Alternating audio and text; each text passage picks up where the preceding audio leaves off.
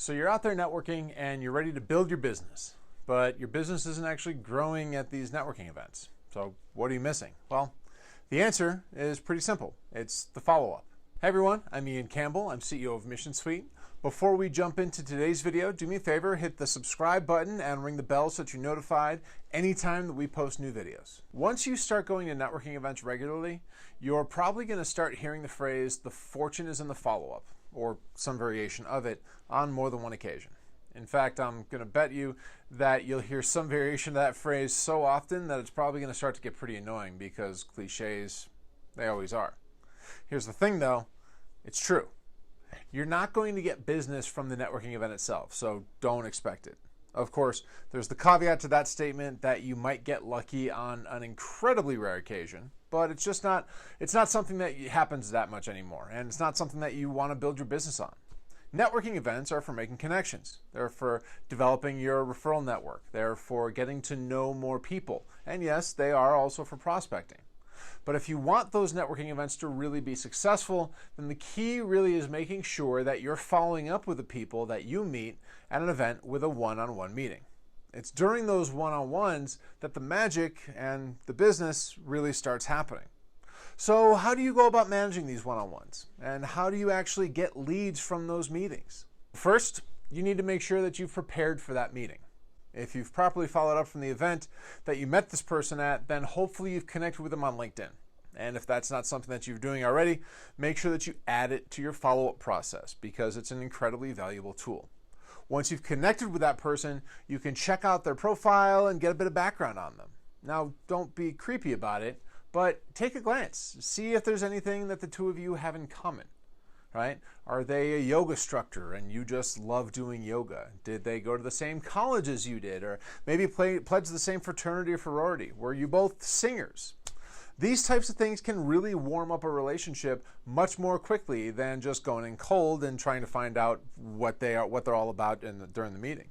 Take some time to learn about the person. Once you've done that, take a few minutes to check out anyone that you have in common. You can use your connection with that other person as a sort of borrowed credibility if you know them well. I will say, be careful with this though, because if they're connected to that person but they still think that that person is scum, then you're going to want to feel that out before you hitch your wagon to them. And finally, do some referral mining on their LinkedIn connections and see if there are 4 or 5 people that you might like to meet as prospects or as referral partners. Now, don't get me wrong, I'm not telling you just to drop a list in front of them at the end of your first meeting, but if it's going really well and it's clear that they want to be helpful, mention a few names that you found, right? The ones that you saw in their profile who might be good connections. It can help them connect the dots to see what types of people you're looking to meet. Now, if you're going to do this though, don't expect a bunch of introductions after that first meeting because they're still trying to figure out you, right, and feel you out. So the purpose of this is mostly just to illustrate the types of people that you really want to meet. Next, make sure that you're focusing primarily on them. Now, everyone likes to talk about themselves, and that tends to be true for ourselves as well. I know that I love talking about myself.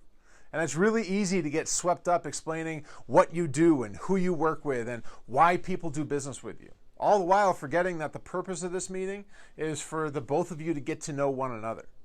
Personally, I always like to try and be the first person to speak up and start asking questions. So tell me a little bit about your business. Tell me what types of clients that you work with. Who's usually referring you business? If I can be the first one to ask those questions, then as far as I'm concerned, I've kind of won this little game that I play with myself at these one-on-one meetings. My goal is to get that other person talking more than I'm talking because that's typically when they'll walk away thinking to themselves, man, that was a great meeting. And when they feel like they've had a great meeting with you, they're significantly more likely to make connections for you. Now, don't get me wrong, if they start asking the questions, I'm still able to get them talking and to keep the focus on them as well. It just typically takes a little bit more finesse. Tell me something, do you have a goal for one-on-one meetings? I'd be interested in hearing about how you go about measuring the success of those meetings. So if you can let me know down in the comments, that'd be great. And if you're getting something out of this video, be sure to give us a like as well. So next, make sure that you identify who your ideal client is and who your ideal referral partner is. Now, just because the goal is to get and to keep the other person talking as much as you can, it doesn't absolve you of your responsibility to make sure that they walk away from that meeting with a clear understanding of who you want to meet as well. In order to do that, you need to make very sure that you're clear on who your ideal client is and who your ideal referral partner is. And whatever you do, never, ever say, well, anybody. If you want a surefire way to kill a burgeoning networking relationship, that's the way. If you can't identify the type of individual that you want to meet, then take the time to figure that out before you go to a meeting and be specific about it. Dean Isaacs and I actually did a community table session a while back that talks a lot about how to create your ideal client profile. If you don't have an ideal client profile, watch it and build one out. The link to the video is here in the info card on the screen, and it's down in the description below. So be as specific as possible with the people that you want to work with. Are you trying to work with manufacturers, lawyers, restaurants, bars, who knows?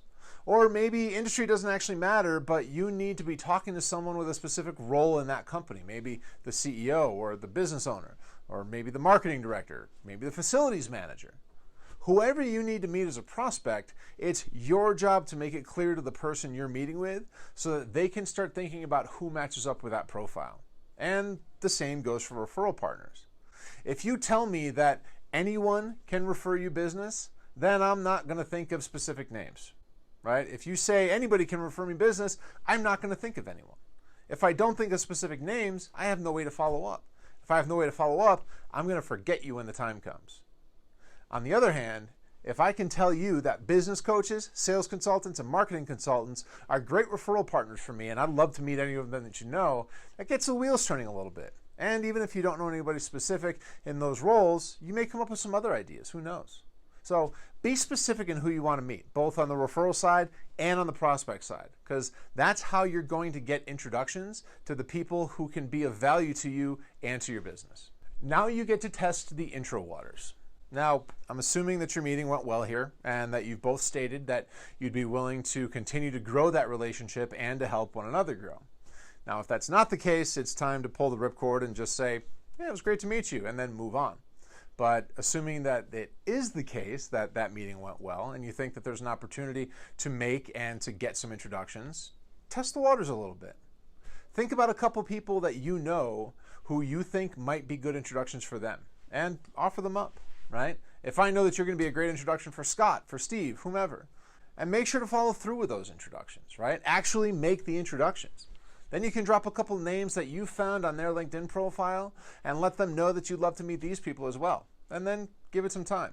Again, remember that this first meeting is typically not meant to be a prospecting meeting, so don't expect much, but make sure that you at least give it a shot. Don't make it a hard sell. Don't make it a major question. Just mention the names and see how they react.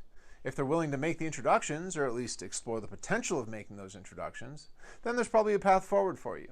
On the other hand, if they clearly have no interest in making an introduction for you, but are more than happy to take all the introductions that you can give them, well, then you've probably found a networking dud. And again, time to move on. Finally, ask the person that you're meeting with if they would be a prospect. Now, this is something that people miss all the time in networking meetings because they don't want to come across as being too salesy. I mean, I know that I've dealt with this in the past, right? I've struggled with this concern because in a lot of cases, they're right to avoid it. Again, this meeting is not supposed to be a pitch, but there's no reason that you can't ask them a little about what they're doing and if your solution is something that they've ever considered or maybe ever would consider. Again, don't make it a sales pitch, right? That's going to kill the relationship before it gets started. But you can use a script, something like, so tell me, what are you using for a CRM? Just out of curiosity. Yeah, how do you like it? Is it working for you? Well, I'll tell you what, if you've ever thought about making a change, working with a different system, doing something different, I'd be happy to have that conversation with you. And then put it away and move on in the conversation. If they bring it back to you, that's fine, fantastic, move forward with it, right? But make it clear that you didn't intend to start this as a sales conversation. You don't have to be high pressure or pitchy. In fact, you should absolutely not be those things. But there's nothing wrong with reminding someone that if they ever want to talk about working together, then you'd be open to that conversation. And speaking of the pitch, Mission Suite does have some great tools built into it to help you land more one-on-one meetings from networking events and to help you manage your referral network more effectively. We have a quick 3-minute demo that you can check out to learn more about our system and how it can help you build your business through networking and referrals. And you can see the link to the video demo here in the info card on the screen and in the description of this video, so definitely check it out. Listen, I hope you got something out of this video, and if you did, go ahead, do me a favor, give it a thumbs up, maybe give it a share so that others can see it too. Also, don't forget to subscribe to our channel and ring the bell so that you're notified every time that we post new videos. And while you're at it, check out the videos that are on your screen, and we will see you next time around. Cheers.